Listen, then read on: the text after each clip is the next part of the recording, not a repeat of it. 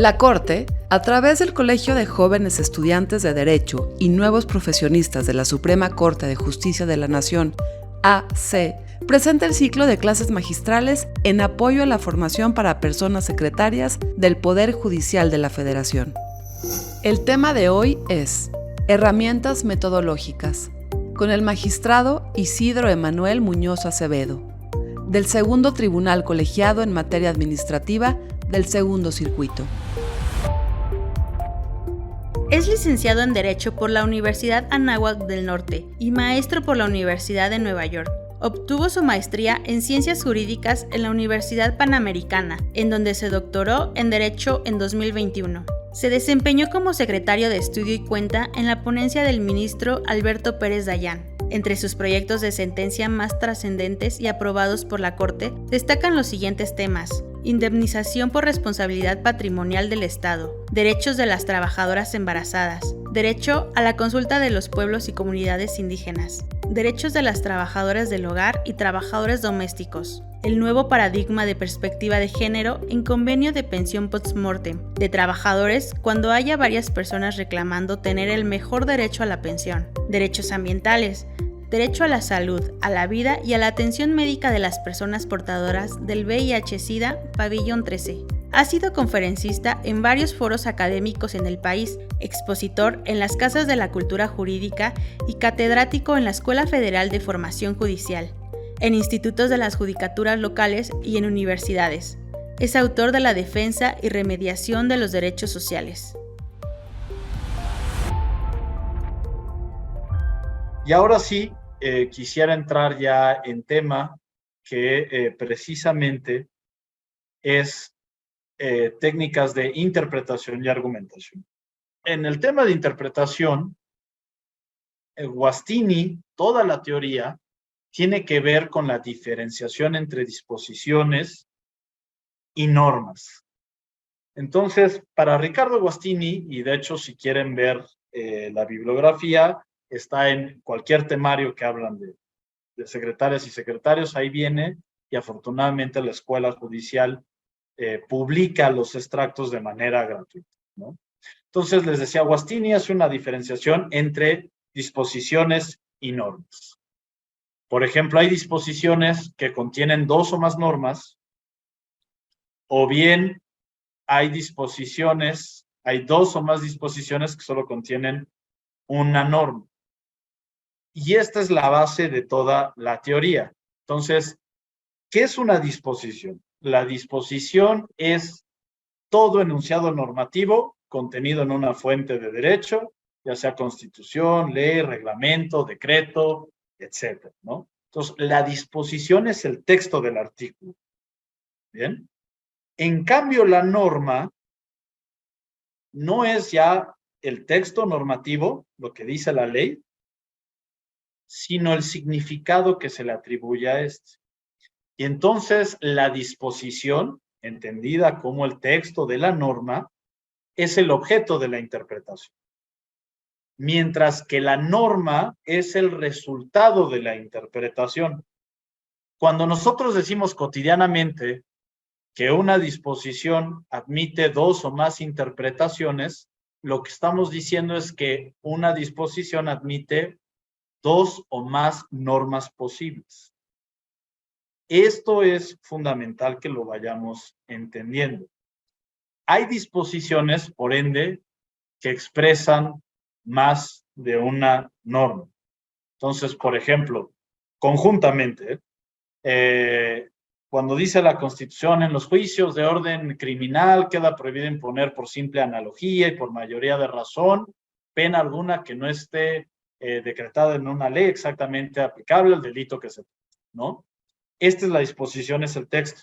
Ahora, ¿qué normas podemos desentrañar o sacar de esta disposición? La prohibición de analogía en materia penal, el principio de reserva de ley, de legalidad o tipicidad, ¿no? Y desde luego la prohibición de retroactividad. Hay disposiciones también ambiguas, en donde tú lees el texto de la disposición y puedes extraer al menos dos normas que pueden llegar a distintos significados. Por ejemplo, en el amparo en revisión 714/2017 de la segunda sala interpreta la Ley General de Educación, sobre todo el artículo 41, que se refiere a la educación especial. Y esto tiene que ver con alumnos con discapacidad. Entonces, si uno lee el artículo 41 de la Ley General, de esta disposición podemos sustraer dos normas. La primera, que la educación especial significa que las personas con discapacidad no deben entrar al sistema de educación ordinario, sino a uno separado, que es precisamente especial, y que son paralelos. Esta es una interpretación posible. Esta es una norma que se puede extraer de esa disposición. Pero hay una segunda norma que se puede extraer en el sentido de que la educación especial no significa que las personas con discapacidad no deban o no puedan entrar al sistema ordinario de educación, sino más bien significa que la educación especial son simplemente herramientas complementarias, pero no sustitutas de la educación ordinaria.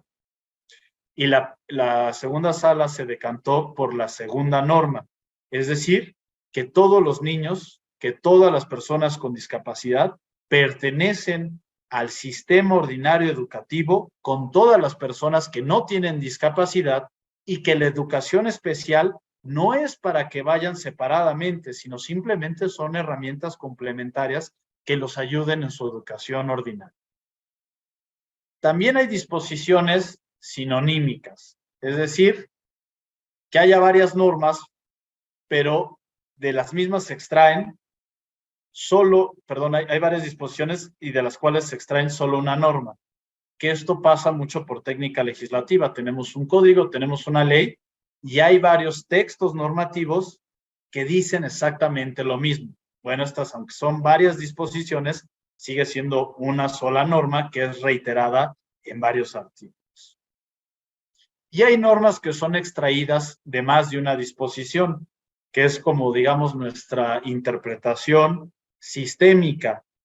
Por ejemplo, en la Constitución no queda muy claro de dónde se desprende el principio de dignidad humana. Sin embargo, desde antes de la reforma de 2011, ya la Suprema Corte había dicho que de una lectura completa o integral de la Constitución podemos desprender que la dignidad humana constituye una norma jurídica. Ya partiendo de esta parte teórica, me gustaría ya entrar al tema de interpretaciones. Entonces, dice Guastini, hay interpretaciones estimatorias. ¿Cuáles son estas?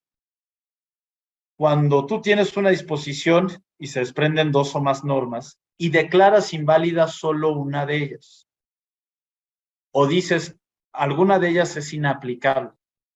En estos casos, lo interesante es que no se declara la invalidez de la disposición, sino solamente la invalidez de alguna de sus normas. En la interpretación conforme, entonces, siempre habría invalidez de una norma, aunque se sostiene la validez de la disposición, ¿no? Es decir, en interpretación conforme está el texto de la ley y ustedes como secretarios o secretarios dicen, yo de aquí desprendo dos interpretaciones posibles, dos normas. Hay una que haría que este artículo fuese inconstitucional y hay otra que resulta pegada a la Constitución. El principio de interpretación conforme me obliga a que la norma que yo desprenda sea la que sea precisamente apegada a la Constitución y no opte por aquella que la haría contraria a la Constitución.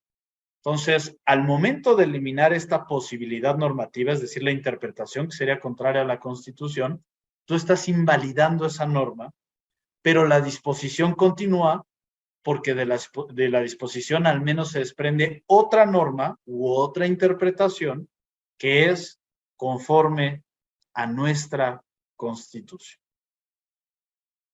Y por otra parte, podemos tener entonces casos donde no solo se invalida la norma, sino se invalida la disposición, es decir, el texto. Y esto puede pasar al menos en dos escenarios. Cuando de una disposición, de un texto legal, se desprendan dos normas y las dos sean inconstitucionales, entonces se declara inválido tanto las normas como la disposición, ¿no? Que es, digamos, lo que pasa de ordinario en un juicio de amparo, en una acción de inconstitucionalidad, en una controversia. La norma es contraria a la Constitución, entonces se declara inválida tanto la disposición como las normas. ¿Por qué? Porque no se puede salvar a través de la interpretación conforme, porque no existen normas que se desprendan de esta disposición que sean apegadas a la Constitución. Y la otra es cuando de una disposición solo pueda desprenderse una norma, es decir, solo hay una interpretación posible y sucede que esa norma es inconstitucional, pues entonces también declaramos inconstitucionales tanto las disposiciones como la norma de la cual se desprende de este texto.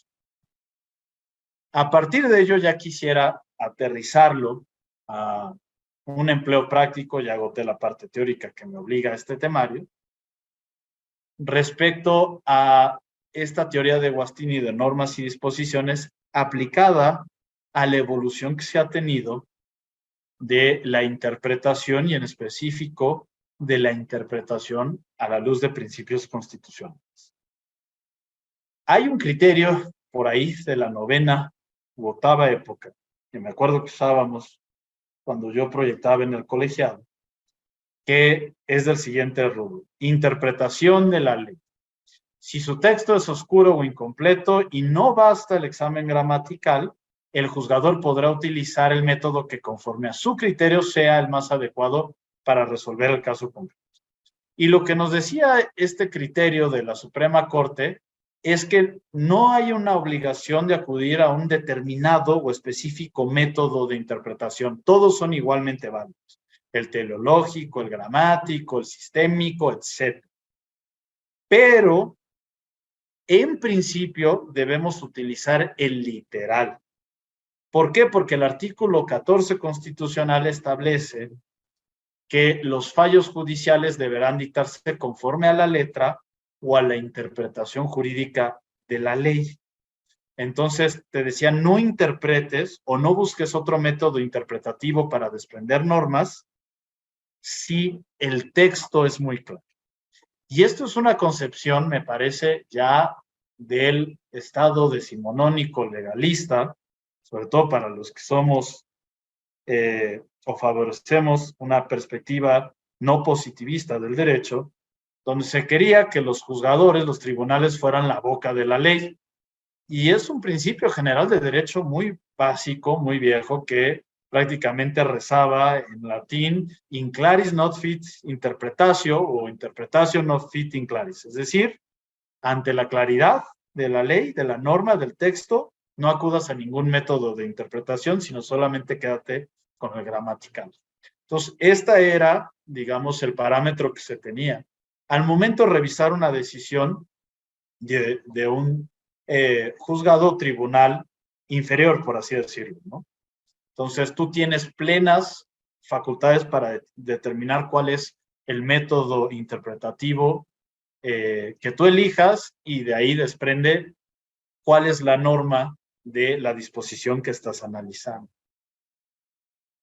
Sin embargo, a partir de, sobre todo, ya estos cambios que se hacen en el control abstracto, en las acciones de inconstitucionalidad, donde creo que se aportó mucha doctrina importante en la manera en cómo interpretamos y aplicamos la Constitución, se reconoce el famoso principio de interpretación conforme. ¿Qué es la interpretación conforme? La interpretación conforme es si hay una disposición que admita dos o más normas, es decir, dos o más interpretaciones, debe preferirse aquella que es compatible con la Constitución. Debes salvar la norma que sea apegada a la Constitución, y con eso salvas también la disposición del texto. Y esto tiene sus orígenes en otro principio, que es el de presunción de constitucionalidad de las leyes, que en realidad presumimos que cuando el legislador material, sea el Congreso, el Ejecutivo, etcétera, emite una norma, lo hace pensando que es apegada a la Constitución y conforme a la Constitución. Entonces, si tú como juzgador te llega un caso, y ustedes ya próximamente como secretarios y secretarios, y ven que hay varias interpretaciones posibles, pues siempre habrá que preferir aquella que sea compatible o apegada a la Constitución y las otras descartarlas, ¿no? Entonces diría Guastini, esas otras normas que son incompatibles con la Constitución deben declararse inválidas y tenemos una disposición que reconocemos su regularidad constitucional porque hay una norma que es compatible con nuestra Constitución Federal. Y entonces, a partir de ello, ya no nos quedamos con esta cuestión de que puedes ir a el método de interpretación que tú quieras como tribunal o juez.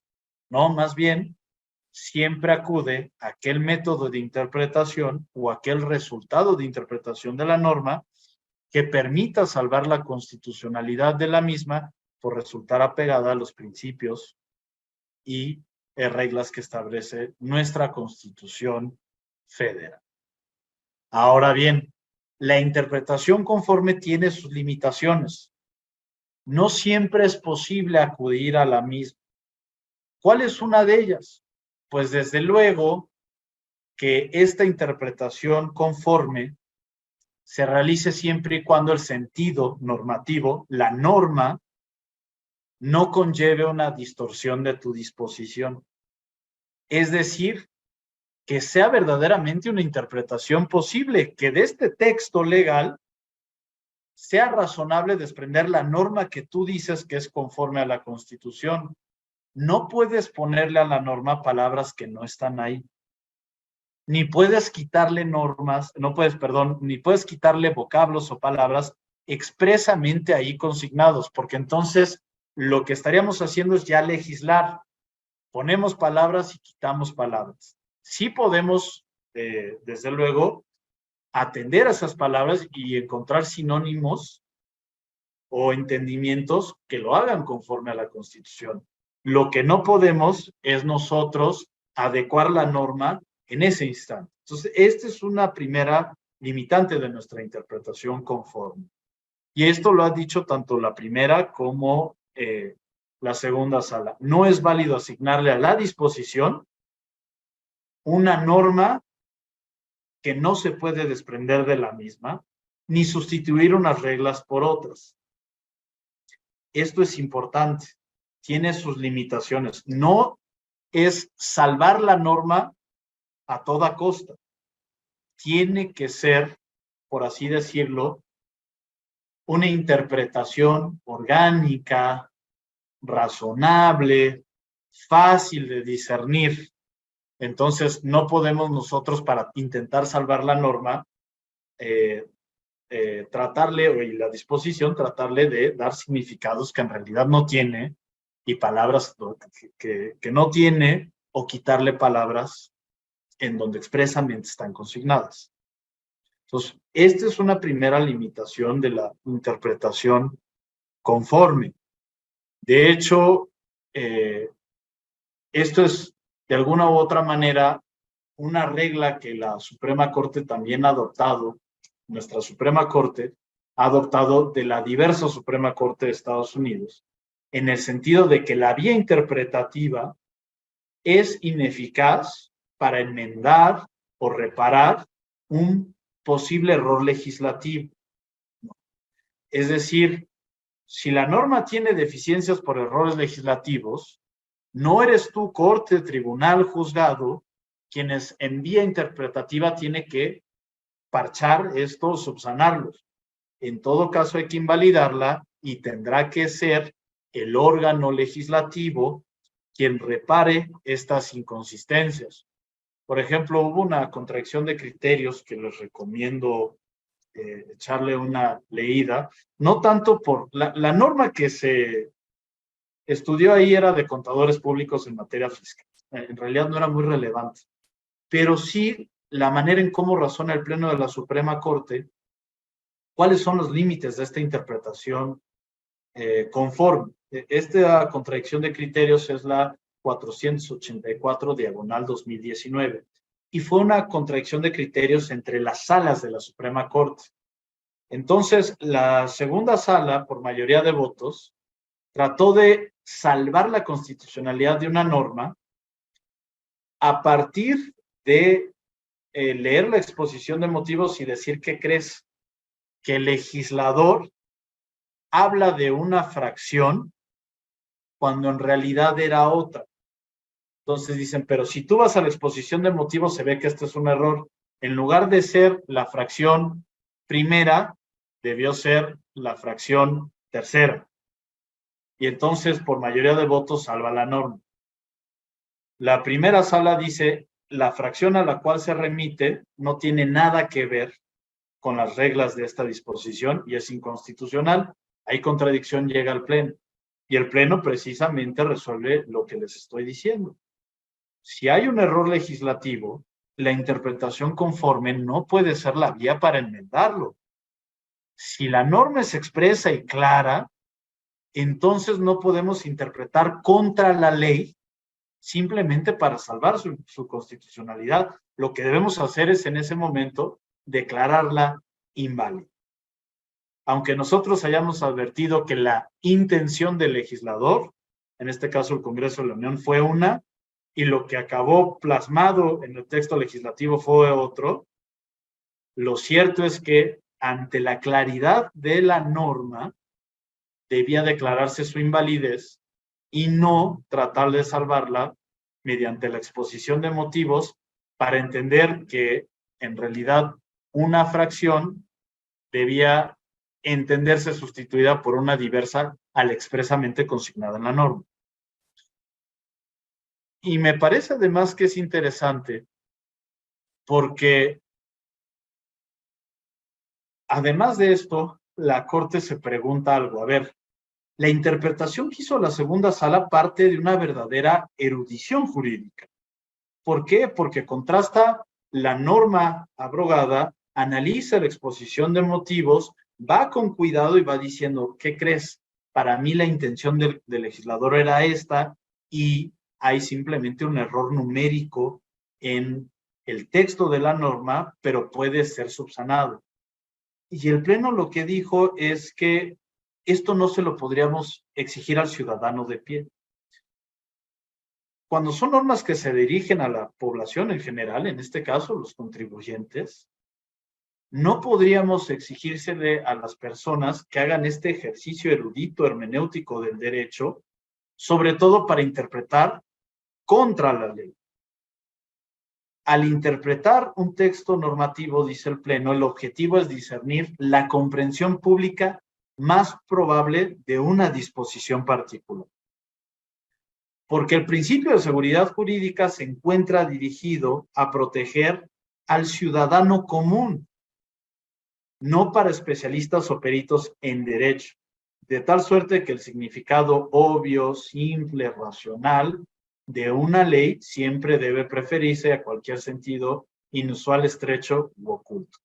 Y esto me parece que es bien importante que ustedes lo tomen en cuenta como próximas secretarias y secretarios, porque muchas veces podemos hacer interpretaciones muy sofisticadas, pero al final de cuentas el ciudadano común no podría arribar a esto sino una educación jurídica, y esto es bastante gravoso.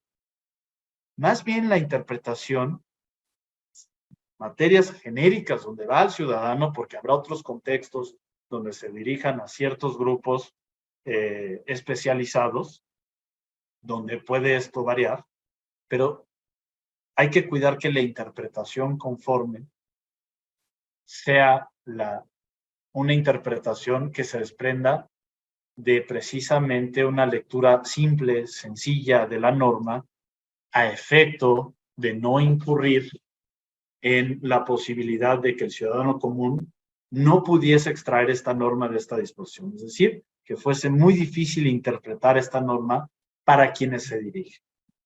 Entonces, eso también hay que cuidarlo en nuestra interpretación conforme.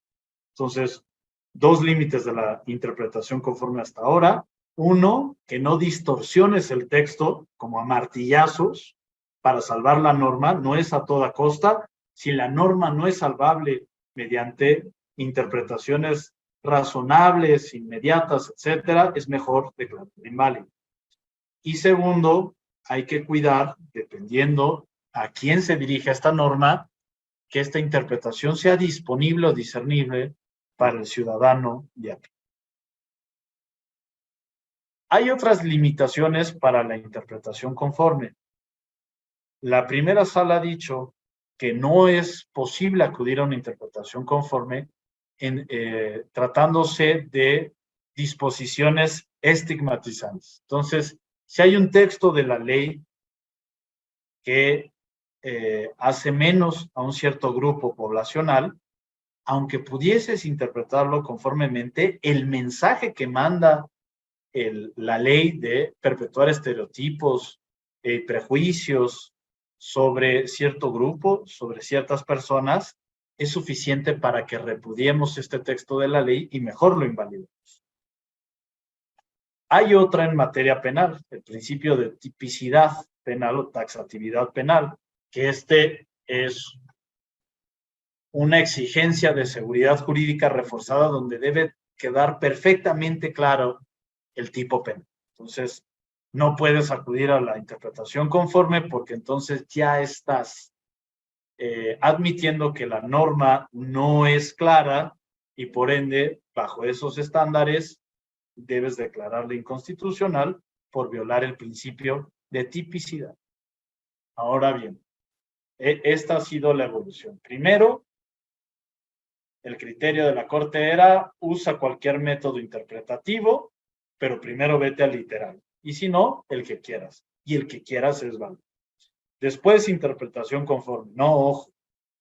Si hay varias interpretaciones posibles, acude a aquella que sea apegada o compatible con la Constitución y aquellas que no lo sean, descártalas por completo para no tener que declarar inconstitucional este texto normativo. Pero, ¿qué pasa si hay dos o más interpretaciones posibles de una disposición y las dos son conformes a la Constitución? ¿Cuál elegimos? Entonces, una reflexión podría ser, bueno, pues como había dicho la Corte desde un inicio, si las dos interpretaciones son posibles y se extraen de un método de interpretación válido, pues cualquiera de ellas. Sin embargo, aquí es cuando ya entra otra exigencia interpretativa, que es precisamente el principio pro persona, su vertiente interpretativa. Entonces ustedes ven, llega el amparo combate la constitucionalidad de cierto texto normativo. Y ustedes ven que hay dos o más interpretaciones que podrían salvar la constitucionalidad de esta norma y las dos son igualmente conformes a la Constitución.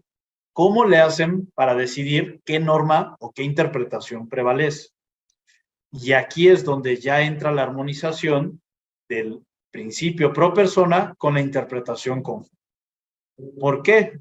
Porque el principio pro persona te dice, ante dos interpretaciones posibles, dos igualmente conformes a la Constitución, entendiendo primero el principio de interpretación conforme, ¿cuál eliges? Pues la más favorable para la persona. Es decir, la que más maximice el derecho humano, tratándose de derechos, la que más maximice el principio constitucional, que permita un ejercicio más libre de estos derechos, o bien, si son restricciones a los derechos humanos, elige la interpretación menos restrictiva posible. Entonces, interpretación pro persona es tanto sobre derechos como restricciones a derechos. En las dos estás obligado a hacer una interpretación pro persona. Si se trata de derechos, maximízalo. Ve cuál es la interpretación más favorable para proteger, garantizar, respetar o promover este derecho. Y esa interpretación es la que debe prevalecer. Si se trata de restricciones, insisto, la que menos restrinja el ejercicio de este derecho, la menos restrictiva. Es una aplicación de estricto derecho, donde diría, si hay una restricción a los derechos humanos, no puede aplicarse por analogía ni por mayoría de razón. Es de estricto derecho y además solo para el caso específico y la interpreto de la manera más de la manera menos restrictiva posible para permitir el ejercicio de los derechos humanos. Entonces, ahí sí ya se nos resuelve el problema de tener una disposición de la que se extraen dos normas, las dos igualmente apegadas a la Constitución. Dice, se salva por interpretación conforme, eso me queda claro, pero para decidir cuál de las dos interpretaciones prevalece, tengo que acudir al principio pro persona en su vertiente interpretativa. Seguramente esto lo verán ya después en el temario, pero pues obviamente si hablo de interpretación tengo que abordarlo, aunque sea de manera genérica, pero el principio pro persona tiene dos vertientes. La vertiente interpretativa, que es a la que he hecho referencia, cuando una disposición admita dos o más interpretaciones, acude a la más favorable a la persona. También tiene una vertiente normativa. Cuando son dos normas igualmente aplicables, en principio, elige la norma, disposición, que sea más favorable. Pero obviamente para saber entre dos textos legales cuál es la norma más benéfica, necesitas primero realizar un ejercicio interpretativo de cada una de ellas, desprender la interpretación más favorable y después contrastar estas dos. Entonces, todavía o el principio por persona en su vertiente normativa, que eliges entre dos o más normas, siempre debe estar precedida de una vía interpretativa. Me parece, ojalá y con esto haya dado claridad y haya hecho de la manera posible interesante algo teórico que se reducía a Agostini, que me parece una teoría muy interesante, pero para que la puedan aplicar ya al momento de ejercer su función como secretarias o secretarios. Entonces, ya con esta parte agotaría este primer tema de esta sesión, que es la interpretación. Y ahora vamos a uno de los temas más importantes que tiene que ver con la prueba y el razonamiento probatorio. En realidad el temario aquí me lleva a ciertos textos académicos, pero me gustaría relacionar a la academia con dos precedentes de la primera sala que me parece que resumen muy bien cuál ha sido la tendencia académica respecto a la prueba y el razonamiento probatorio. El primero de ellos es el amparo directo en revisión 945/2018. ¿Por qué esto es importante? Porque en este precedente se analiza a partir de la academia cuáles son los distintos sistemas o metodologías teóricas de la valoración probatoria que se han aplicado de manera histórica. Entonces, al principio, la metodología que se tenía en el razonamiento probatorio era el método de la prueba tasada. La prueba tasada es aquella que el Poder Legislativo ya le asignaba un valor probatorio a determinado documento, ¿no? Es decir, no era el juez, sino el legislador quien anticipadamente le decía al juez, al tribunal, qué valor probatorio le tenía que dar a determinadas pruebas. El problema, si bien esto surgió para evitar o reducir la arbitrariedad en el razonamiento probatorio y que la valoración probatoria no quedara sujeta solamente a la subjetividad del juzgador, lo cierto es que como era tan rígida y formalista y ya no le permitía al juez hacer más valoraciones, sino que ya estaba valorada la prueba, basta con que se ubicara en el supuesto que establecía la ley, pues entonces producía resultados ya insuperables que implicaban que al quitarle la posibilidad al juez, al tribunal de razonar sobre las pruebas, pues se tenía una visión muy formalista del proceso y esto desde luego generaba bastantes injusticias. El proceso evolucionó de la prueba tasada a la libre valoración. Y la libre valoración precisamente es trato de superar los problemas de la metodología de la prueba tasada, y aquí ya era el juez quien asignaba el valor específico que se le daban a las pruebas individualmente consideradas y al conjunto de todas las pruebas que se llegaban al proceso, y conforme a ello se emitía una decisión. Entonces se hablaba de la apreciación en conciencia, de la íntima convicción. Pero esta metodología tampoco estuvo exenta de críticas, porque se fue al otro extremo. Era tan libre la valoración que prácticamente podría incurrir sin problemas en arbitrariedad o irracionalidad del tribunal para llegar a un determinado resultado sobre la valoración probatoria y conforme a ella decidir el juicio. De hecho, para Ferrajoli este método de la libre valoración de las pruebas es una de las páginas políticas más amargas e intelectualmente más deprimentes de la historia, sobre todo de las instituciones penales, ¿no?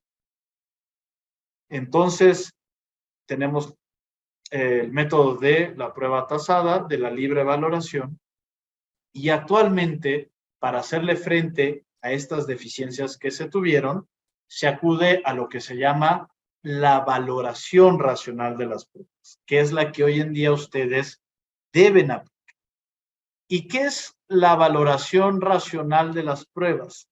Esto implica que si bien debe ser el juez quien en principio determine cuál es el valor de las probanzas, lo cierto es que esta determinación esté basada en la sana crítica. Es decir, que estas resoluciones judiciales permitan discernir las razones por las cuales se asignó determinado valor a las pruebas individualmente y después a las pruebas en su conjunto. Entonces, aquí sí ya hay una obligación de justificar racionalmente por qué se valora una prueba de una determinada manera y cómo se analiza o se llega a la conclusión sobre la verdad de lo presentado a la luz de un análisis conjunto de la totalidad del acervo probatorio. Y entonces aquí sí impera la razón. No es simplemente porque a mí como juzgador, como tribunal, me llega a la convicción esta prueba, sino tengo que explicar precisamente por qué tiene credibilidad, fiabilidad y por qué todo este conjunto prevalece sobre el que ofreció la contraparte o la autoridad, etc. Entonces ya no queda al arbitrio meramente subjetivo, requiere de un método racional por parte de los juzgadores y los tribunales para determinar cuál es la valoración que se le da a la prueba y cuál es el resultado de esta valoración y cómo impacta en la solución de la controversia que se les presenta. Por ejemplo, la primera sala, cuando hace alusión a la duda razonable, ustedes saben que bajo este sistema penal vigente no puede haber condenas a menos que esté acreditada la responsabilidad más allá de toda duda razonable. Y si hay duda razonable, este estándar basta para que no se pueda imponer ningún reproche penal, ¿no?, a la persona. Y la duda razonable no es subjetiva. Cuando un órgano revisor determina que el inferior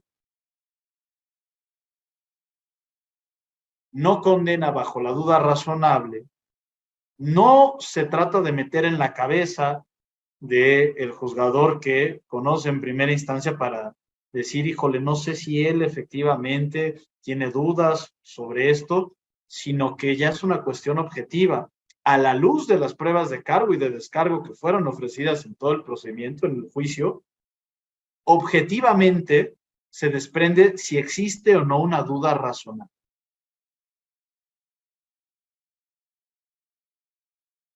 Es por eso que aquí hablamos, ya insisto, de una valoración racional de las pruebas, donde precisamente, de la manera posible, podemos justificar y entender cuál fue el método conforme al cual se analizó el acervo probatorio y la decisión que al final emite el tribunal o el juzgado. Ahora bien, para que también esto no quede tan abstracto, quiero hablarles sobre los criterios de los hechos probatorios y los momentos de la valoración probatoria. Esto es importante porque recuerden que como secretarias y secretarios del Poder Judicial, ustedes son los que tienen un primer acercamiento al expediente, ¿no? Y desde luego hay materias donde existe inmediación del juez en el momento donde precisamente se desahogan las mismas. Pero pensemos en el juicio de amparo. ¿Cómo vamos a examinar las pruebas? ¿No? Y tenemos que tener primero ciertos criterios acerca de las pruebas.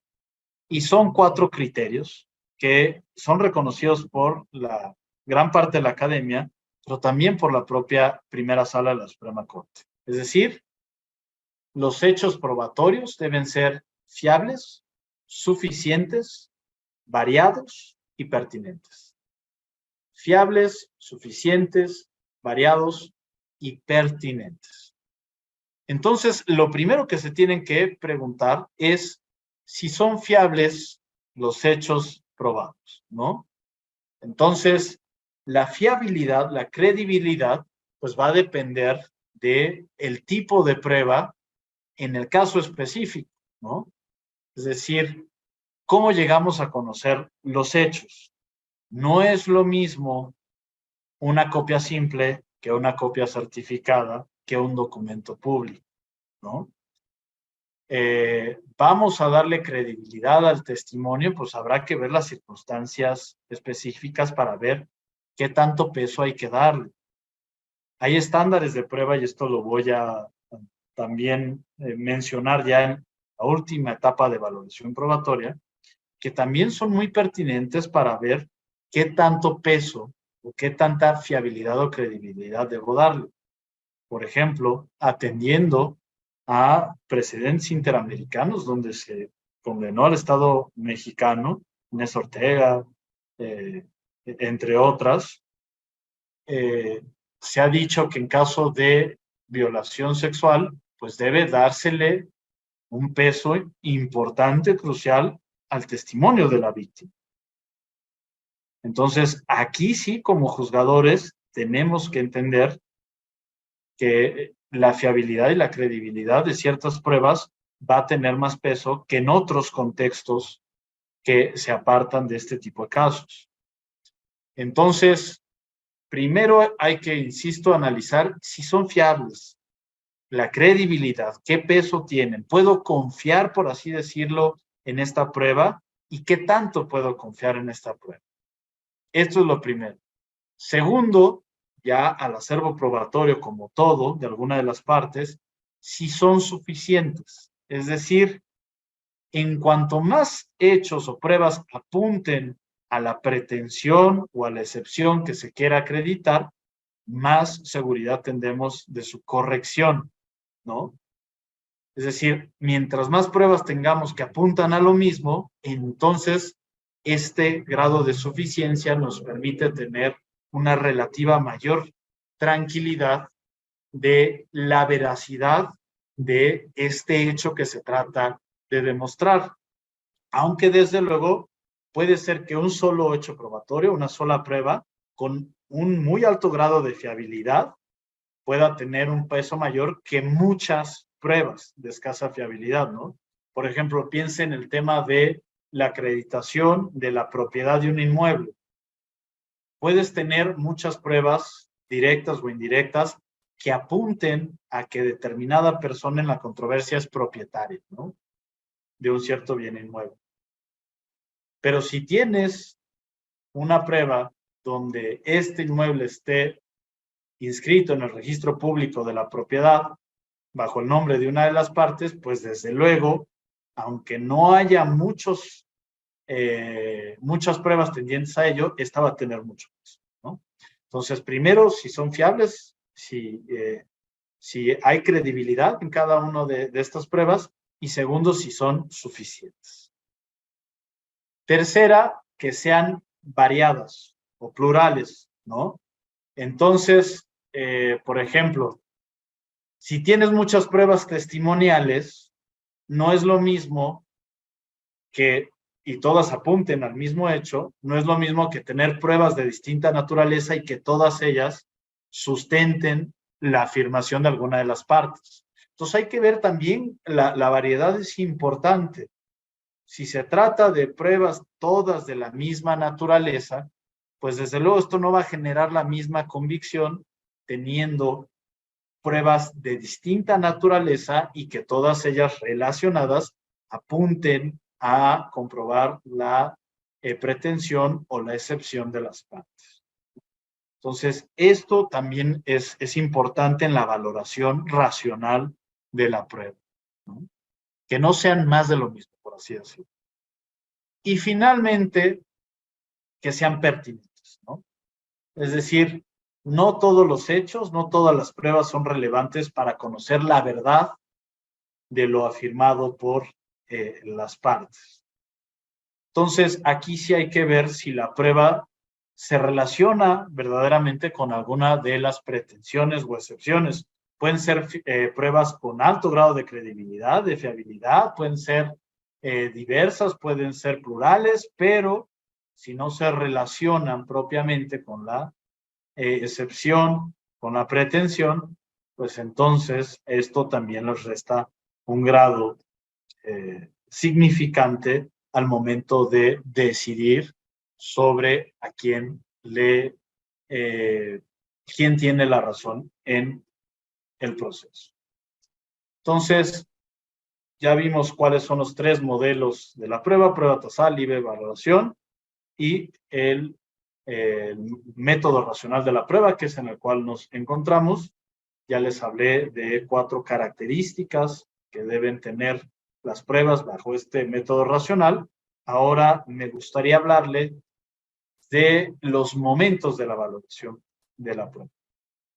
Entonces, la finalidad de la prueba pues tiene que ser necesariamente el llegar a la verdad. Esa es la finalidad. Demostrar la veracidad de un hecho que es afirmado por alguna de las partes. Y para hacer ello, hay 3 momentos fundamentales en todo método racional de la prueba. El primero, que es la conformación del conjunto de elementos o juicio, es decir, la conformación del acervo probatorio. Segundo, la valoración individual de cada una de esas pruebas. Y tercero, ya la adopción de la decisión o la valoración conjunta de las pruebas. Desde luego que estos momentos de la valoración probatoria no se encuentran separados en forma absoluta. Pueden llegar a entrecruzarse o uno, digamos que se mezcle con algún otro. Por ejemplo, el de la valoración probatoria puede mezclarse en el momento de conformación de los elementos probatorios, porque precisamente antes de admitir las pruebas, pues puedo valorar preliminarmente si, por ejemplo, esta prueba es pertinente, o bien si la prueba, si se obtuvo de manera ilícita, pues no la puedo aceptar en el juicio, y entonces ya hice una valoración acerca de estas pruebas, ¿no? Sin embargo, sí es importante tener en cuenta cada uno de estos momentos de la actividad probatoria. Entonces, les decía que el primero es el momento de la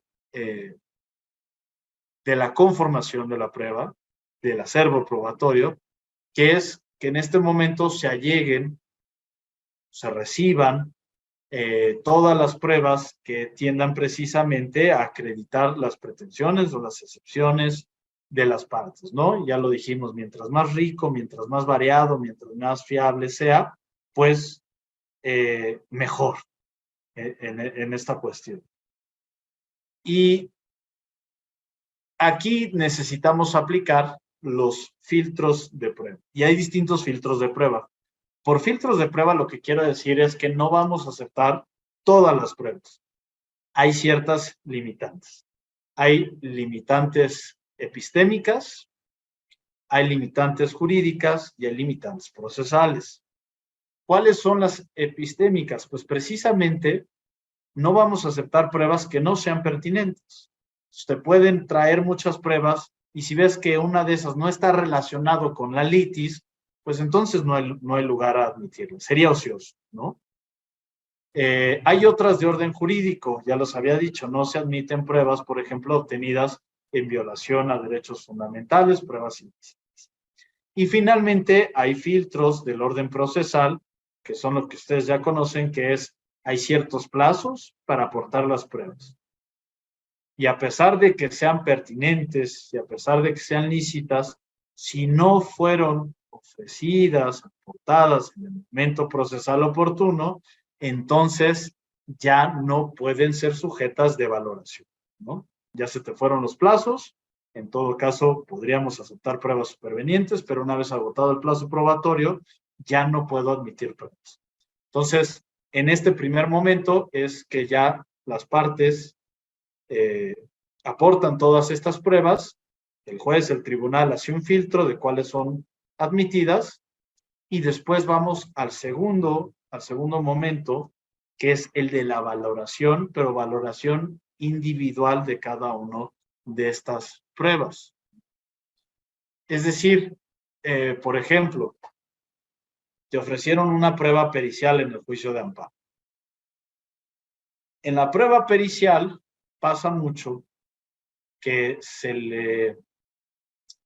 no se le da valor probatorio o se le da un valor probatorio menor porque el perito hace una afirmación, pero en este dictamen pericial no indica el método científico-técnico a través del cual arribó a esa conclusión y entonces eso le resta persuasión y valor a la prueba pericial. Estoy valorando individualmente solo las pruebas. Todavía no las valoro en su conjunto, sino voy viendo qué valor tiene cada uno, qué tanta credibilidad y fiabilidad tienen las pruebas aportadas, ¿no? Insisto, tratándose de documentos, no será lo mismo una copia simple a una copia certificada, a un documento público. Entonces, voy viendo todas estas pruebas que pasaron los filtros de cada una de las partes, voy viendo qué valor probatorio tienen individualmente. Este es el segundo momento de la valoración probatoria.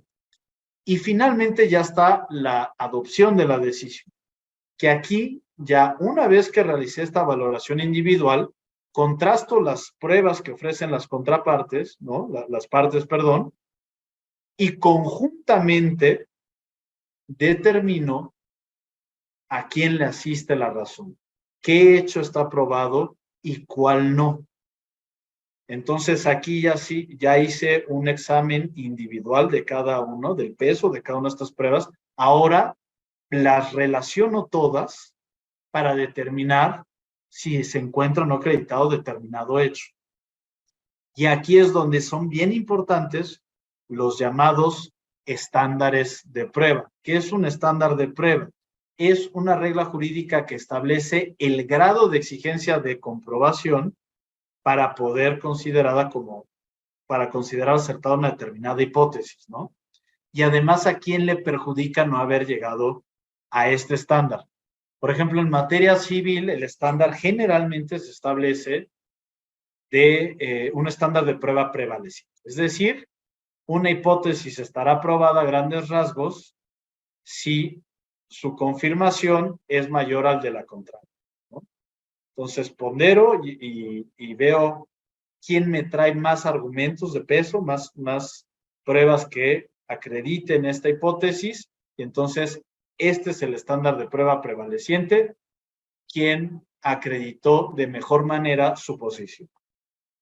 En materia penal, como les había anticipado, es el de duda razonable. Y el de duda razonable implica que en realidad debe ser el Ministerio Público quien desvirtúe la duda razonable. y que acredite la responsabilidad penal más allá de toda duda razonable, ¿no? Entonces, este es el estándar de prueba, por ejemplo, que exige la materia penal, un estándar de prueba muy alto para poder establecer una responsabilidad de este tipo. Y esto se puede lograr ya sea porque las pruebas de carga no permiten llegar a la conclusión de que hay una responsabilidad más allá de toda duda razonable. Segundo, puede ser que las pruebas de descarga de la defensa desvirtúen la credibilidad y fiabilidad de las pruebas de cargo, entonces caiga la hipótesis. O tercera, las pruebas de descarga son tan persuasivas que acreditan una hipótesis diversa a el de responsabilidad penal y por ende hay duda razonable sobre la responsabilidad. Y desde luego estos estándares de prueba van a variar dependiendo también de la etapa procesal en que estemos.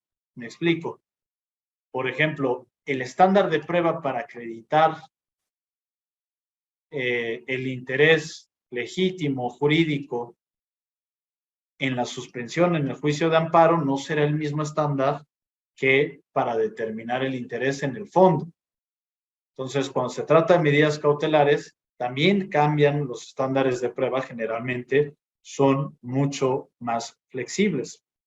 Entonces, hay que atender al estándar de prueba también dependiendo de la etapa del proceso en que sea necesario acreditar precisamente la hipótesis que se tiene que demostrar para efectos únicamente de ese procedimiento. Entonces pasa mucho en amparo, interés jurídico, interés legítimo, cuando los jueces de distrito desechan por notoriamente improcedente la demanda. Entonces, ahí el estándar de prueba debe ser muy flexible, de tal suerte que muchas veces se ha dicho, oye, por ejemplo, si tú como quejoso reclamas algo y no sabes si la autoridad que señalaste como responsable tiene tal carácter, es decir, si verdaderamente es autoridad para efectos del juicio de amparo, generalmente la admisión de la demanda no es el momento oportuno para hacer este tipo de valoraciones, porque necesitas más pruebas y demás elementos. Entonces, insisto, son estándares probatorios mucho más bajos que el que se va a determinar ya para efecto del juicio. También hay estándares de prueba que van a variar dependiendo de la materia. Por ejemplo, en materia ambiental, el interés legítimo es sumamente flexible y amplio, y qué bueno que así sea. De tal suerte que, por ejemplo, la segunda sala ha considerado que para acreditar el interés legítimo en materia ambiental, únicamente se requiere dos cosas: que se acredite que la persona tiene una cierta cercanía con el lugar donde se llevan a cabo actos que presuntamente violan el medio ambiente. Y para eso, para determinar esta afectación cualificada o esta cercanía o esta proximidad, pues basta, dicho la segunda sala, que la persona habite en el mismo municipio o delegación donde se llevan a cabo estos actos que presuntamente afectan el medio ambiente. ¿Y cómo se acredita? Basta copia simple de la credencial del lector. Entonces, es un estándar muy, muy flexible para efecto de la entrada del juicio de amparo. No es lo mismo entendiendo a interés jurídico en otras materias. Lo que me interesaba es simplemente darles a entender este tipo de valoraciones que ya se llevan a cabo en la etapa final, acorde con estándares de prueba, para que ustedes como secretarias y secretarios puedan ir determinando a la hora de elaborar su proyecto precisamente por qué cierto acervo probatorio logra acreditar, ¿no?, la pretensión, o por qué no. Y desde luego esto implica, insisto, un método racional donde primeramente se haya evaluado individualmente cada una de las pruebas que superaron los filtros probatorios que fueron admitidas en el juicio, y segundo, ya una valoración conjunta, ¿no? Ahora bien, ¿qué pasa con las llamadas pruebas indiciarias? Jordi Ferrer Beltrán decía que las pruebas indiciarias, que son pruebas indirectas, muchas veces son percibidas de manera peyorativa frente a las pruebas directas. Es decir, las pruebas directas pareciera que tienen más peso que las pruebas indirectas, como son los indicios o las pruebas indiciarias. Sin embargo, esto debe matizarse. Por ejemplo, hay testimoniales que son consideradas prueba directa, pero que tendrán menos peso o menos fiabilidad que otras indirectas, ¿no? Por ejemplo, una pericial en materia de ADN. Puede que esto lleve mucho más a la convicción de que pasó algo que simplemente una testimonial, a pesar de que la testimonial tenga que ver, sea una prueba directa con los hechos expresamente debatidos, a una indirecta que a partir de una prueba de ADN puedes discernir que una persona estuvo en determinado lugar, ¿no? Y la pregunta que se hacía a la primera sala es, bueno, ¿la prueba indiciaria o la circunstancial puede ser utilizada en un proceso penal para acreditar la responsabilidad penal? Y la primera sala contestó que sí. Y esto es así precisamente porque bajo el método racional de la prueba podemos acreditar que estos indicios bien conectados, bien valorados, sí son susceptibles de generar convicción más allá de toda duda razonable. Pero esto implica ciertas exigencias, muchas de las cuales ya se las dije al momento de exponer estas teorías de la valoración racional. Es decir, los indicios para ser valorados, por ejemplo, en el proceso penal, deben estar acreditados mediante pruebas directas, deben ser plurales, deben ser concomitantes al hecho que se trata de probar, es decir, deben ser pertinentes y deben estar relacionados entre sí. Estos son más o menos estos criterios que les decía de suficiencia, de credibilidad, de pertinencia, etcétera, ¿no? Siempre y cuando se cumplan con estos requisitos, es válida la prueba inicial. Pero una vez que se cumple con todo esto, también se requiere de una inferencia lógica del juzgador, es decir, que debe ser razonable. ¿Cómo de estos indicios o pruebas circunstanciales conectadas entre sí, plurales, que todas apunten a lo mismo, yo llego a la conclusión de la responsabilidad penal?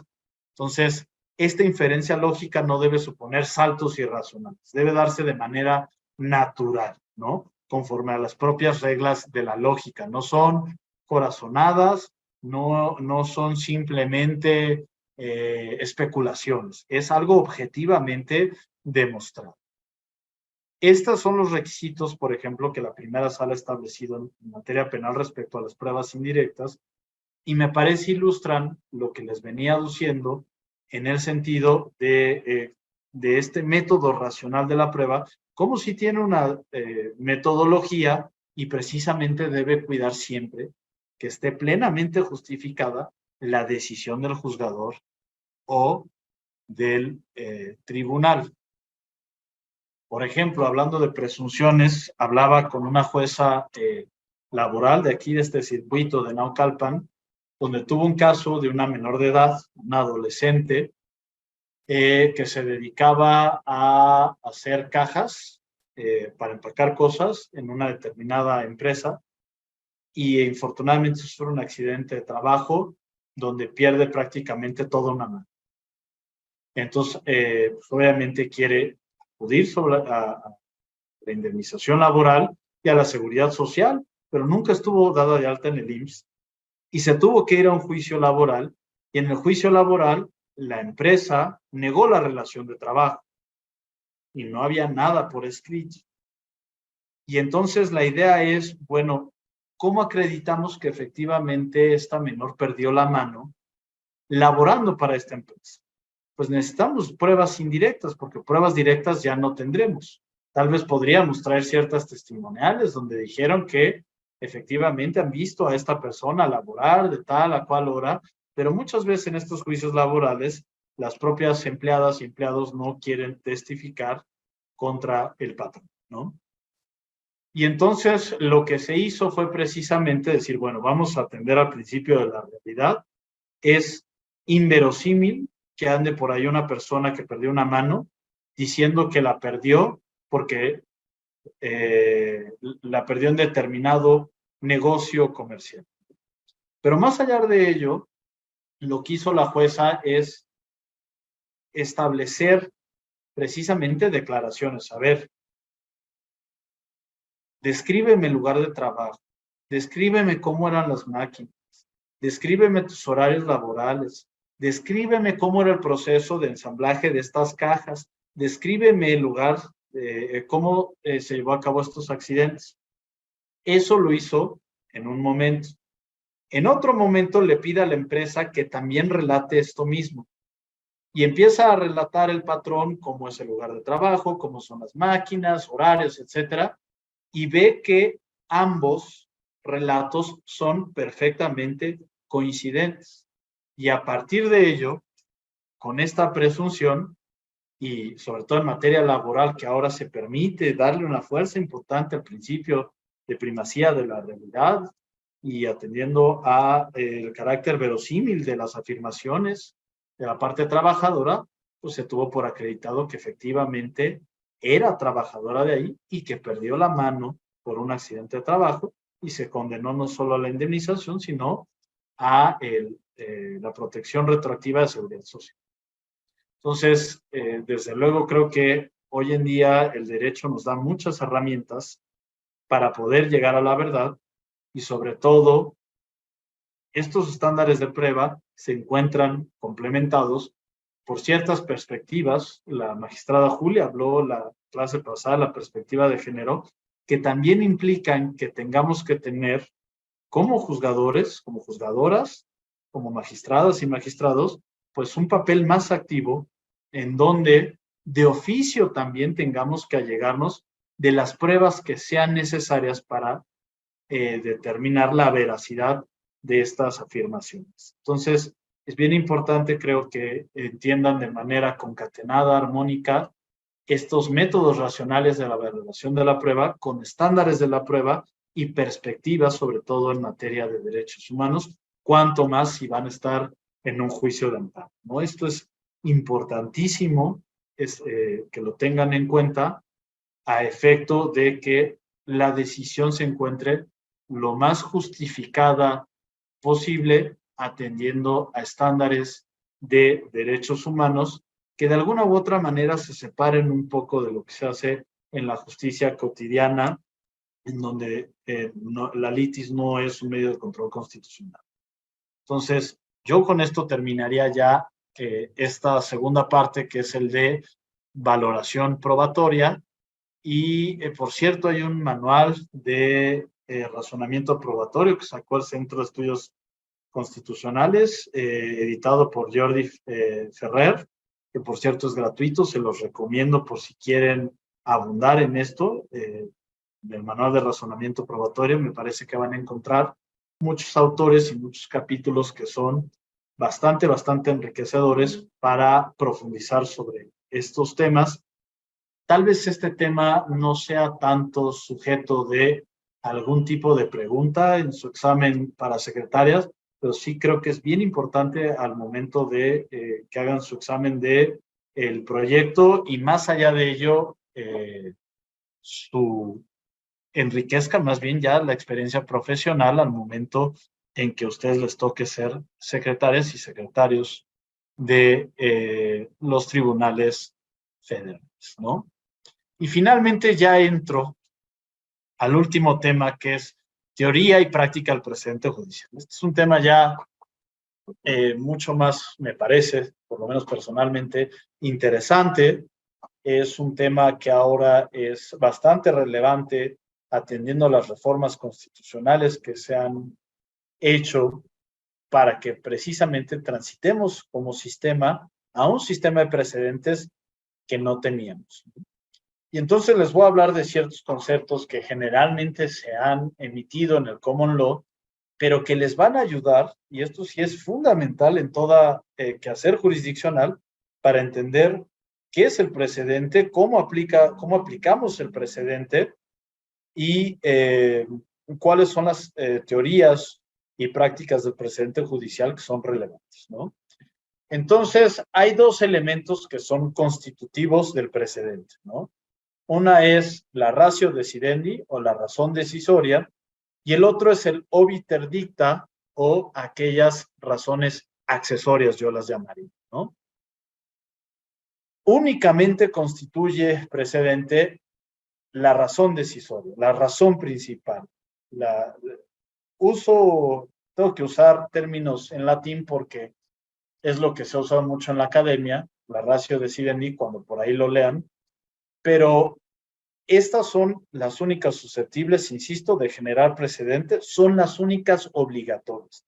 Y es muy importante que las podamos distinguir para saber cómo aplicamos, por ejemplo, un precedente de la Suprema Corte y entendamos los alcances de el mismo, ¿no? Entonces, ¿qué es la ratio decidendi? ¿Qué son las razones decisorias? Son precisamente las razones a través de las cuales efectivamente, realmente, se resuelve el problema legal, ¿no? Son las razones estas que deben observarse en los casos subsiguientes que tengan igualdad sustancial, ¿no? Son la regla, el principio subyacente a una decisión conforme a la cual se decidió el caso. La segunda sala las define como aquellas partes de la opinión jurisdiccional del fallo conforme a las cuales se da propiamente respuesta a la controversia legal planteada. Es el principio jurídico con base en el cual el juez o el tribunal toma su decisión, ¿no?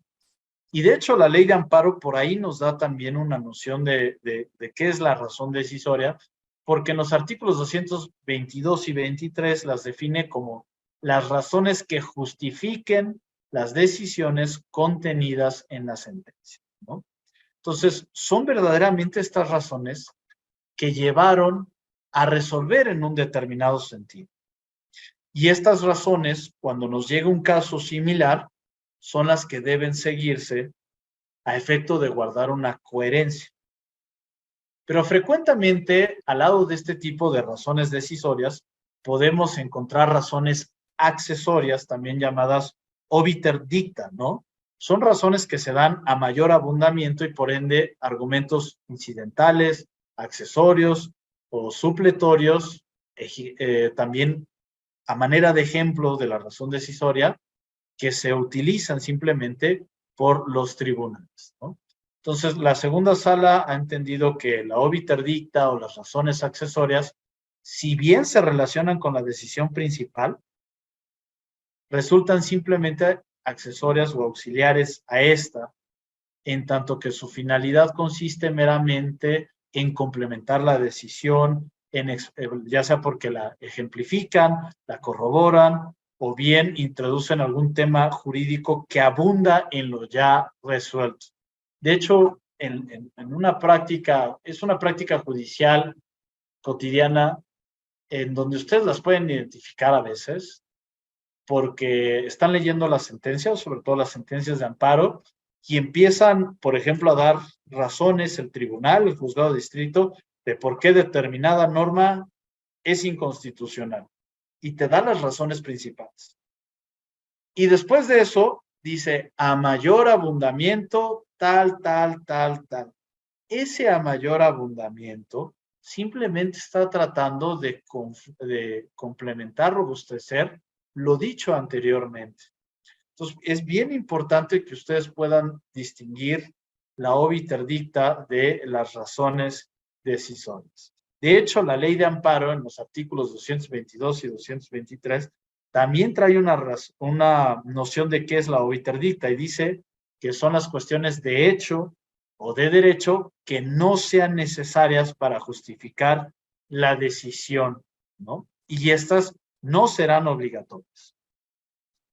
Entonces, hay que ser cuidadosos al momento de analizar un precedente para distinguir las razones conforme las cuales efectivamente se resuelve la controversia de aquellas que simplemente están abundando, están ejemplificando estas razones.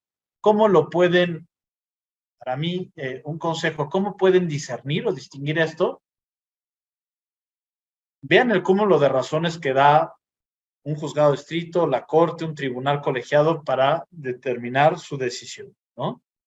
Imaginemos, para determinar que un artículo es o no constitucional. De esas razones, si quitaran algunas y siguiese sosteniéndose la decisión, eso implica que estas son obiter dicta. Puedes prescindir de ellas y se sigue resolviendo el caso. Pero si tú las quitas y ya no podrías resolver el caso, entonces estas son las razones decisorias. Insisto, las pueden encontrar porque son a mayor abundamiento, ejemplifican alguna de las reglas que se están dando simplemente para ilustrar, ¿no?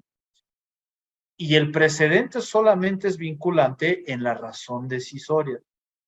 La obiter dicta o las razones accesorias puede que algún día lleguen a convertirse en la razón decisoria, pero esto tiene que establecerse expresamente, ¿no?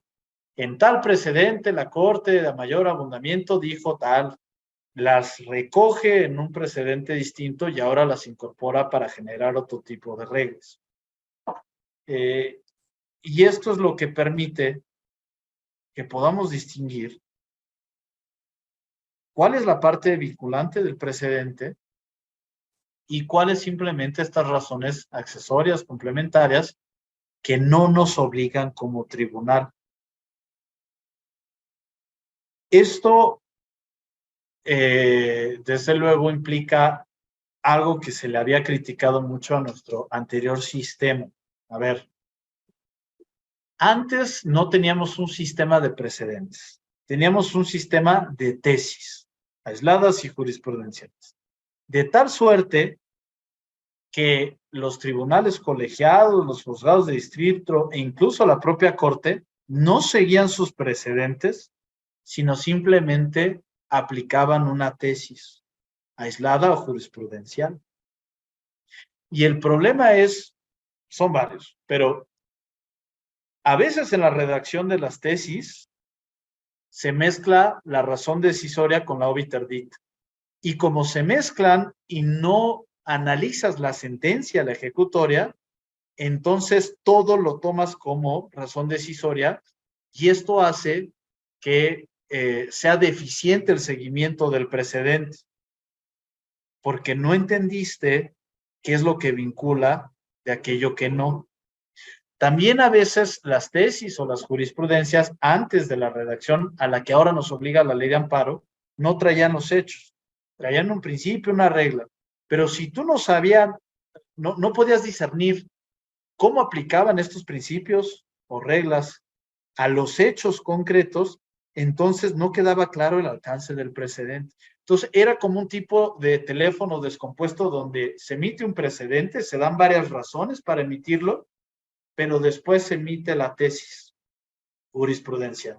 Y la tesis jurisprudencial omite datos relevantes o mezcla razones decisorias con razones accesorias, y entonces ya no aplicas el precedente, sino aplicas la tesis, y la tesis se va degenerando y no entendemos muy bien y no hay línea jurisprudencial.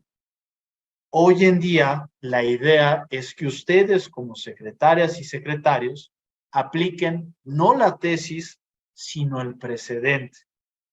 Y esto implica que hoy en día, si bien en el juicio de amparo todavía se siguen emitiendo tesis jurisprudenciales y tesis aisladas, no se queden, no apliquen o no resuelvan solo conforme lo que dice la tesis o la jurisprudencia.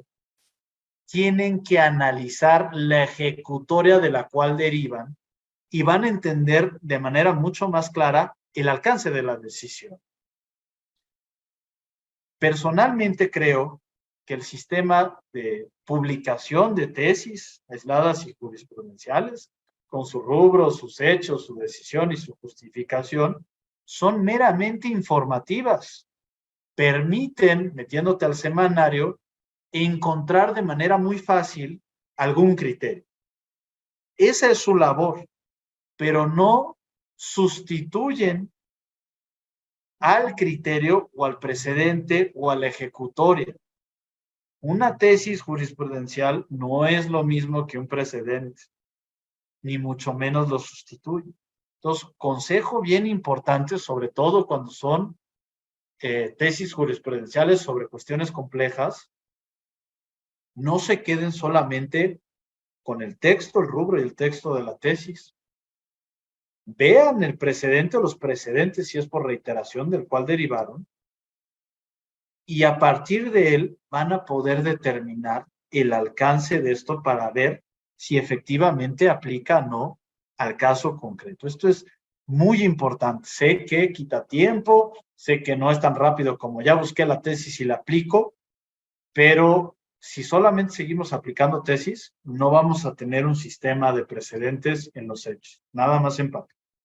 Y segundo, difícilmente, aunque ya dicen los hechos, las tesis jurisprudenciales, van a entender qué se resolvió y por qué se resolvió y cómo es distinto o no del caso que se les presenta a ustedes.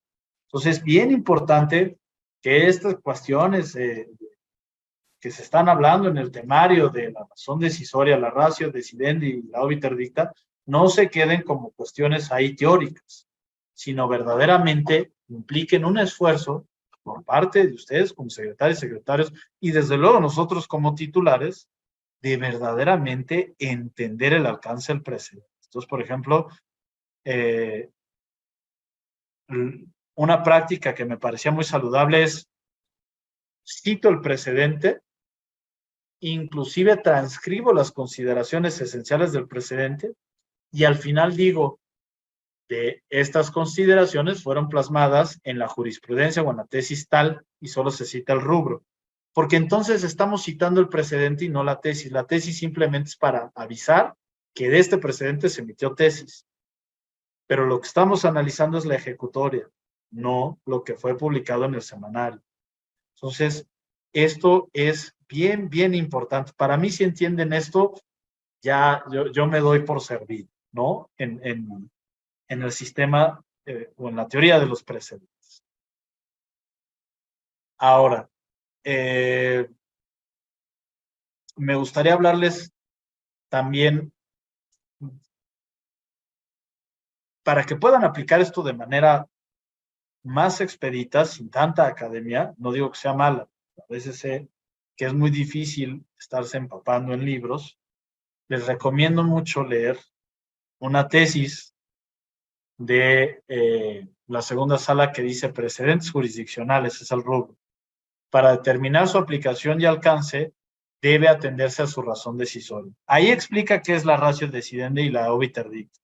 Y háganse un favor, nada más abran esta tesis para darle una leída, resume lo que les dije, y lean el precedente del cual se emitió esta tesis.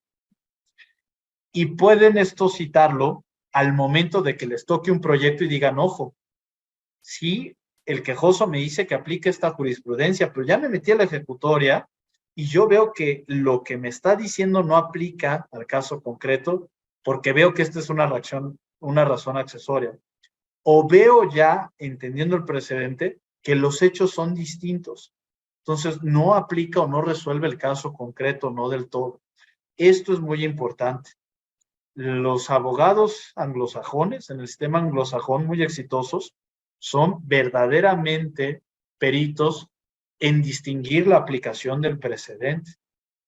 ¿Y por qué razón? A pesar de que pudiera parecer que es un caso similar, no resulta aplicable el precedente o no resuelve de todo el problema, o es una cuestión que no se contestó, o bien lo que se quiere aplicar son el obiter dicta, las razones decisorias, y estas no son obligatorias, son simplemente razones que complementaron.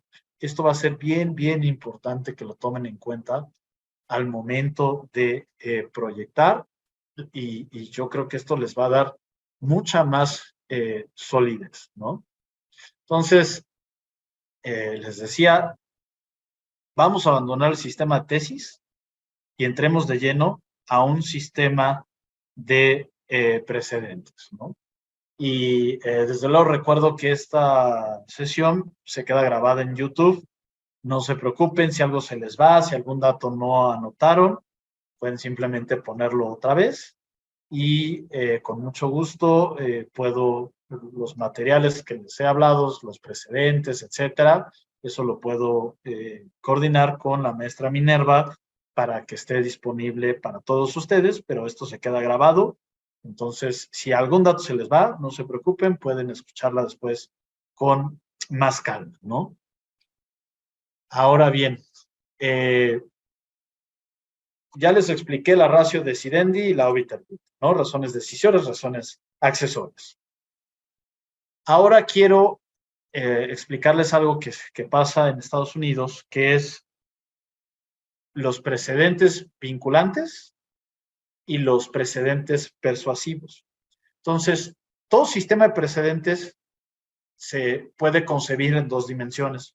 Una vertical, de tribunales superiores e inferiores, y otra horizontal, ¿no? En nuestro sistema, como está la ley de amparo, tenemos un sistema vertical de precedentes. El sistema vertical de precedentes es el obligatorio. El horizontal no lo es, pero tiene sus ciertas reglas, ¿no? Entonces, un sistema vertical es el sistema jurisprudencial al que estamos acostumbrados. ¿Por qué? Porque el precedente de la Suprema Corte obliga a sus salas, a los tribunales colegiados, a los juzgados de distrito y a los órganos jurisdiccionales federales o de las entidades federativas, ¿no? El de las salas obliga a los tribunales, tal. El tribunal, a los juzgados de distrito y a los órganos jurisdiccionales federales o de la entidad federativa donde tiene su circuito este tribunal. Esto es vertical. Y esto es obligatorio. Tan es así que hoy en día, si hay una jurisprudencia obligatoria, ya sea por reiteración, por contradicción de criterios o por precedente obligatorio, que únicamente lo puede emitir la Suprema Corte, recuerden, en pleno por al menos 8 votos, en salas por al menos 4. Si tú inobservas como colegiado o juzgado de distrito una jurisprudencia, pues esto va a generar responsabilidades administrativas, ¿no? Esto es obligatorio. Ya la Corte ya definió que tal artículo es constitucional, pues ya no puedo resolver de otra forma. El precedente vertical de la fuerza del precedente que tiene la Suprema Corte hacia abajo me obliga ya a resolver exactamente de esa manera, ¿no? Junto a ese tenemos un precedente horizontal. Este no es obligatorio, sino persuasivo y se refiere a dos circunstancias. La primera es la aplicación de precedentes emitidos entre tribunales que se encuentran en el mismo nivel. Por ejemplo, el precedente de la primera sala no obliga a la segunda sala, pero la segunda sala, si así lo quiere, puede citar el precedente de la primera sala y hacerlo suyo. Los precedentes o las jurisprudencias de los tribunales colegiados no son obligatorias entre sí. Pero si un tribunal colegiado, y pasa mucho, ¿no?, le parece persuasivo ese precedente, aunque no esté obligado a aplicarlo, lo puede hacer por encontrarlo persuasivo, ¿no? Y lo vemos mucho. Resulta aplicable en la jurisprudencia del diverso tribunal colegiado de tal circuito, el cual este tribunal colegiado comparte, ¿no? Entonces, un precedente horizontal no me obliga porque estamos todos en el mismo nivel. Sin embargo, sí puedo acudir a los precedentes emitidos por estos tribunales a efecto de enriquecer y fundamentar mi decisión, ¿no? Es un tipo de diálogo jurisprudencial, no es obligatorio, pero las hago mías, y en el momento en que las hago mías, ya yo establezco un precedente en ese sentido. Esto es importante, ¿no? Y hay otro que le llaman el autoprecedente. Por ejemplo, en juzgados de distrito, los juzgados de distrito no pueden emitir jurisprudencia. Pero eso no significa que no tengan precedentes. Y lo ideal es que si un juzgado de distrito ya resolvió un caso de una determinada manera, en los casos subsecuentes donde se le presente el mismo problema de constitucionalidad o uno con similaridades o similitudes sustanciales, pues tiene que resolver de la misma manera, porque esto permite dar coherencia y seguridad jurídica a las partes de que no vamos a empezar a dar bandazos como Poder Judicial, ¿no? Y es una manera de decir, oye, yo ya decidí en un caso de determinada manera, pues esto debe regir cómo voy a resolver los casos subsecuentes. Esto es fundamental. El sistema de precedentes es precisamente para dar estabilidad y seguridad jurídica a las partes, de que los jueces no se van a apartar o no van a resolver al capricho o casuísticamente. Esto es muy importante, me parece, ¿no? De hecho, el artículo 228 de la Ley de Amparo para los órganos que sí pueden emitir jurisprudencia, que son los tribunales colegiados, los plenos regionales y la Suprema Corte, ya sea en salas o en plenos, dice expresamente que los tribunales no están obligados a seguir sus propias jurisprudencias.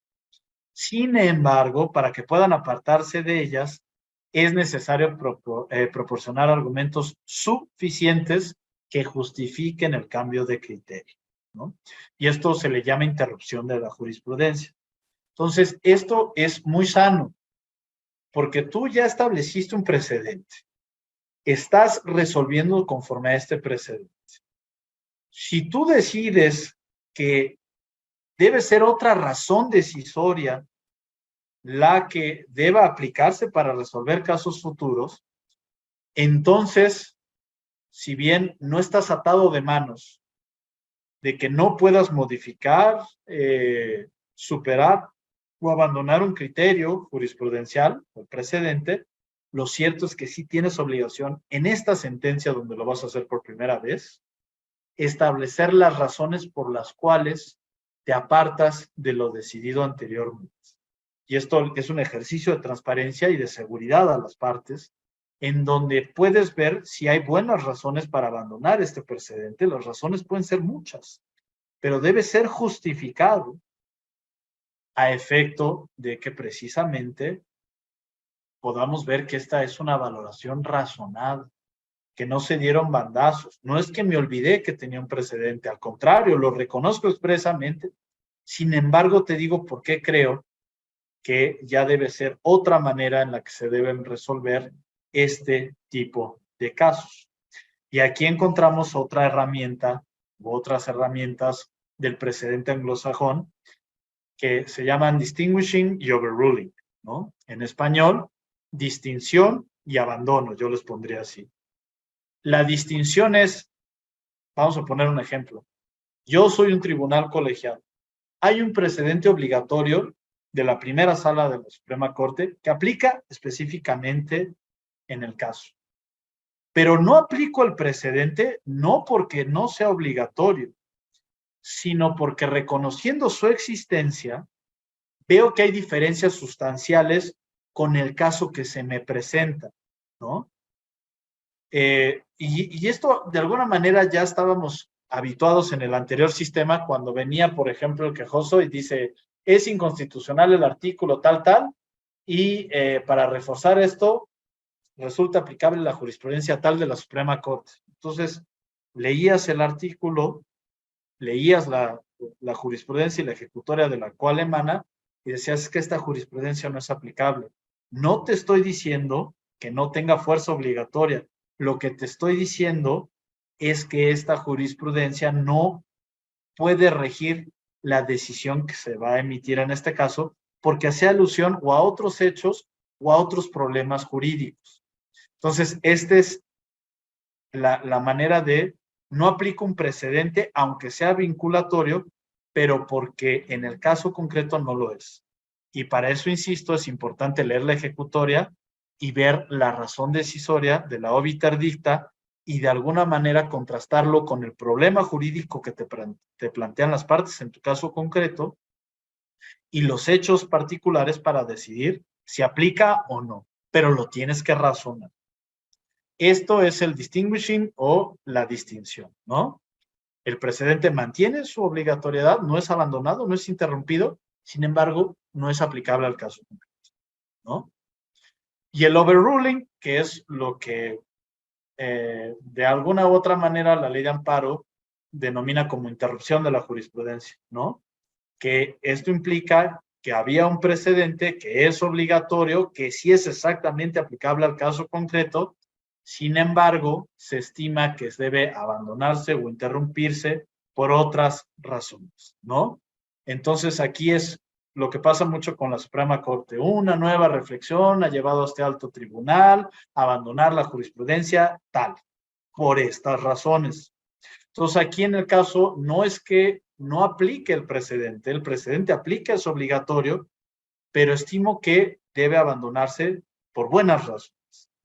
Y aquí lo importante es precisamente que tenías una razón decisoria que va a ser sustituida por otra nueva que va a regir para los casos futuros, ¿no? Entonces no es como que interrumpo la jurisprudencia y dejo un vacío legal. Es interrumpo mi precedente, pero te doy las razones por las cuales se debe interrumpir y cuáles son estas nuevas razones que justifican esta decisión, y esta decisión será vinculante para los casos subsecuentes. Encontramos razones decisorias que a nuestro juicio son más adecuadas para resolver problemas jurídicos que fueron planteados desde un viejo precedente, ¿no? Insisto, hay muchas razones. Una fue un cambio brusco, por ejemplo, de las reformas en materia constitucional y derechos humanos de 2011. Esto llevó a cambiar muchos precedentes y a entender cómo aplica el derecho. Otra simplemente puede ser que, derivado del paso del tiempo, ves que se está malinterpretando o ha generado más problemas que soluciones el precedente, y es necesario abandonarlo o modificarlo, entre muchas otras. Hay otras donde también hay cambios de titulares, de integraciones, y esto implica nuevas cosmovisiones, etcétera. Lo importante es siempre dar razones por las cuales se decide abandonar o interrumpir el criterio, ¿no? Y como nuestro sistema es muy particular, no solo los propios tribunales que meten el precedente pueden abandonarlo, sino que también puede expulsarse el precedente en razón de la contradicción de criterios, donde los órganos terminales, ya sea el Pleno Regional o la Suprema Corte, diga, bueno, pues yo tengo estas dos decisiones, estas dos razones decisorias, y digo cuál debe prevalecer. Esto es importante, creo, que se tenga en cuenta sobre las particularidades de nuestro sistema de precedentes. Insisto, atiendan a las ejecutorias y determinen cuándo es o no aplicable un precedente, ¿no? No solo si están en colegiados, pues puede abandonar o en la Suprema Corte. Pero si están en juzgados de distrito o en tribunales colegiados y el criterio viene de la Suprema Corte, siempre es muy relevante ver en qué grado aplica el precedente, y por eso, insisto, hay que ir a la sentencia, y la sentencia distinguir entre las razones decisorias y las razones accesorias, entre la ratio decidendi y la obiter dicta, ¿no? Finalmente, tengo ya muy pocos minutos y ya los quiero dejar ir. Eran muchos temas en poco tiempo.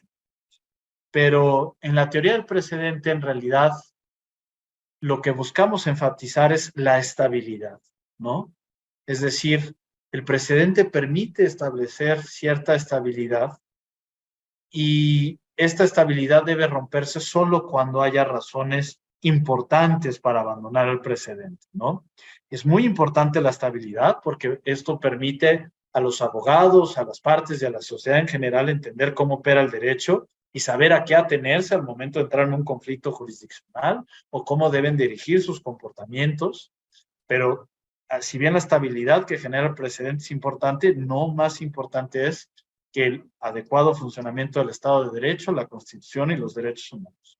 Entonces, cuando tenemos un entendimiento más sofisticado, pues con el perdón de la estabilidad, debe abandonarse un determinado precedente, ¿no? Desde luego esto va a generar más incertidumbre porque empieza un nuevo cambio. Sin embargo, por eso creo que al abandonar un precedente deben ser razones de peso, y porque pues, un tribunal que abandona demasiado sus decisiones previas, que se la pasa abandonando precedentes, pues alienta al público a creer que son las personalidades de quienes lo integran o la política y no el derecho las que determinan el resultado de los casos que se les presentan. Y esta creencia, desde luego, debilita la confianza del público en nosotros como tribunales. Entonces, ustedes también como secretarios, sean cuidadosos al momento de plantear si se debe o no abandonar un precedente. Deben tener razones, insisto, de peso importantes, porque la estabilidad no es algo inocuo, al contrario, esto permite que se asienten los criterios, insisto, primero a nivel hacia abajo, en los propios órganos jurisdiccionales, pero también en la sociedad y en cómo se percibe el funcionamiento del derecho. Entonces, es un tipo de balance, ¿no? El derecho debe ser estable y aún así no puede permanecer inmóvil. Y por eso es una función y un equilibrio importante decidir cuándo se abandona el precedente y cuándo debe permanecer el mismo hasta que tengas verdaderas razones de peso para abandonarlo y, insisto, esto debe ser bien razonado para generar transparencia, para establecer confianza y desde luego, esto es bien importante, el precedente nunca puede ser abandonado por presiones políticas ni mediáticas. Este es la peor razón, y es una razón ilegal para abandonar el precedente. El precedente solo debe abandonarse por razones jurídicas, sopesadas bajo la historia del precedente y apuntadas hacia el futuro. Por eso es retrospectivo, pero también prospectivo. ¿A dónde apunta el derecho? ¿A dónde va la sociedad? Eso sí es bien importante. Pero nunca abandonar una decisión previa, abandonar un precedente solamente por decisiones, presiones mediáticas, políticas. Esto es totalmente impermisible. Y pues bueno, me gustaría seguir hablando del precedente mucho tiempo. Había muchos temas que tocar hoy. Yo hasta aquí dejaría mi presentación, este curso, y desde luego les deseo el mayor de los éxitos en su examen como secretarios. Ojalá y podamos coincidir, ¿no? Muchas gracias por su atención. La Corte presentó la clase magistral Herramientas metodológicas, impartida por el magistrado Isidro Emanuel Muñoz Acevedo. La Corte contigo.